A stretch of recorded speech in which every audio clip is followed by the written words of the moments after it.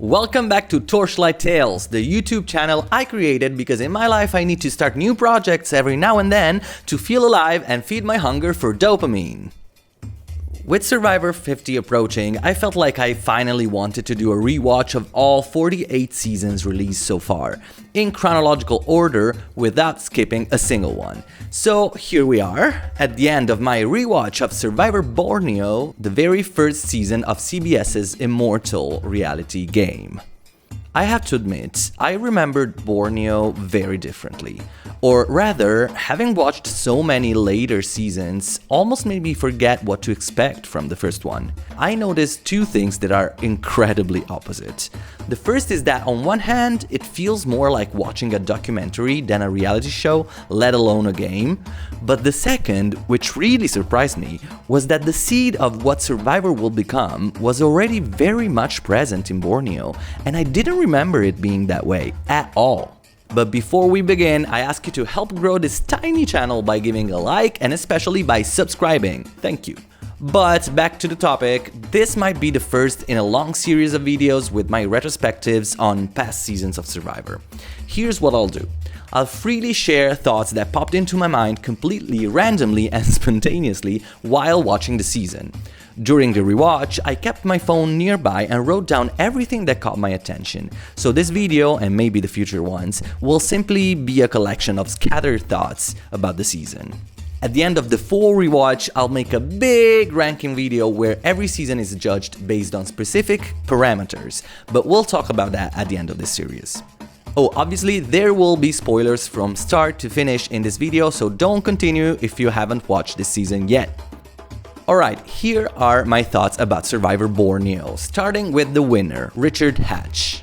Let's start with the fact that a Survivor superfan in 2025 is used to a certain level of meta-analysis that doesn't just involve the game or the players, but also the underlying editing of their stories. Nowadays, especially if you follow Survivor Podcast, which I do, or browse the Edgic subreddit, which I also do, it's impossible not to notice the storytelling choices tied to certain players. What I noticed is that obviously the editing in Borneo is far less refined than in later seasons, but it shouldn't be underestimated. We're immediately hit in the face with Richard Hatch's winner quote. I'm good to go, survival-wise.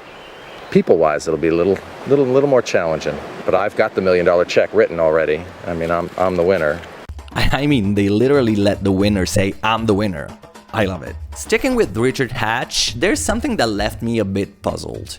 His lost edit. Anyone watching Borneo in a pretty relaxed way will probably see Hatch as a good manipulator, someone with solid strategic instincts, and an unwavering determination to win, but definitely not a particularly sweet or affectionate person in the usual sense. In short, Richard's edit paints him as a strategic player rather than someone who wins in the end because people liked him. And yet, I realized that in at least a couple of instances during the season, we actually hear personal praise for him. Someone calls him a social threat, and at one point, Jenna Lewis even says he's a sweetheart. This means Hatch's win wasn't just about being a master manipulator, he was also socially accepted and respected by the other players, or at least by the jury. Basically, he's clearly a well-rounded Survivor player, but I would argue the editors didn't fully show the complexity and nuance of his game.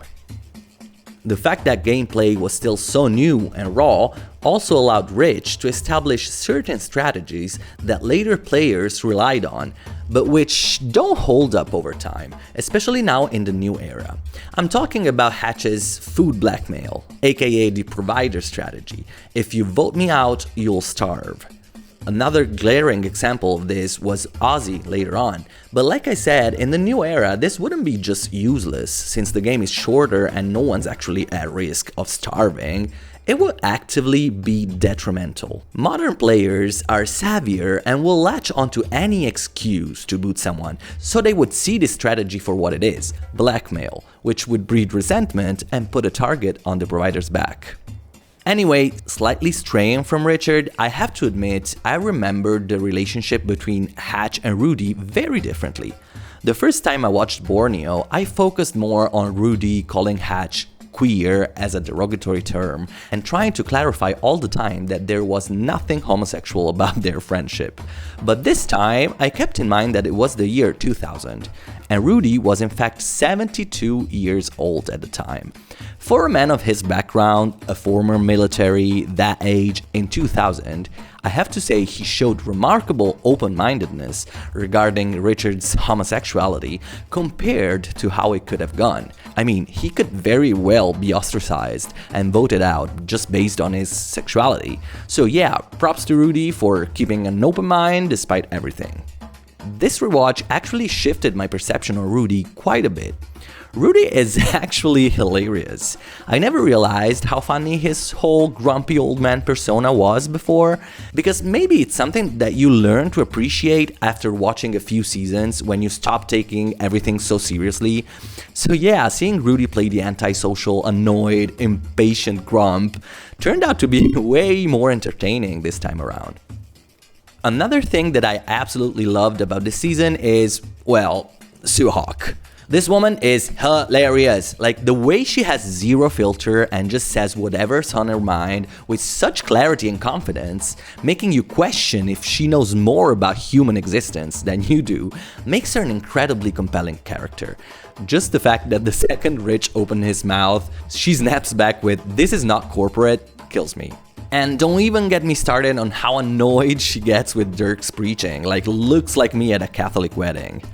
I also noticed something else. Sue's completely unhinged, anti-chauvinistic humor would work so well today. When she said, "Yeah, I'll gladly dog a guy on national television," I cracked up so hard. It was so Gen Z coded.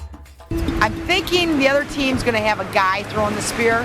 So if there is, it's a good chance that I can dog some guy on national TV. Another thing about Sue is that she comes across as a very aware, socially conscious person. When Sean's dad visits camp, she asks him if he's heard the news about the war in Chechnya. I mean, like, what a badass. That said, there's one thing that I've never liked about Sue, and here comes an unpopular opinion alert. And that's her infamous rats and snakes speech.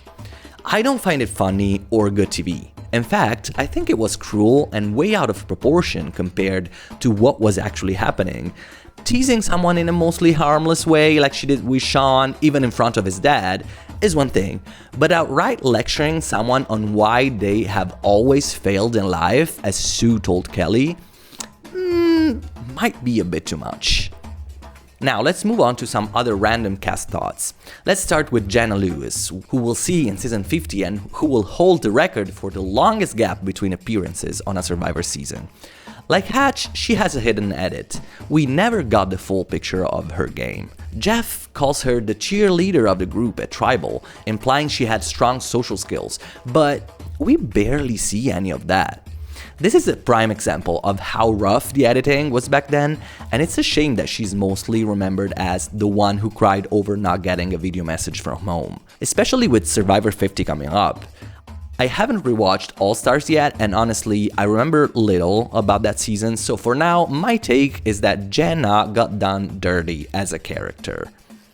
And Gretchen, let's talk about her, because she's kind of Sue's counterpart, just way less chaotic and more grounded.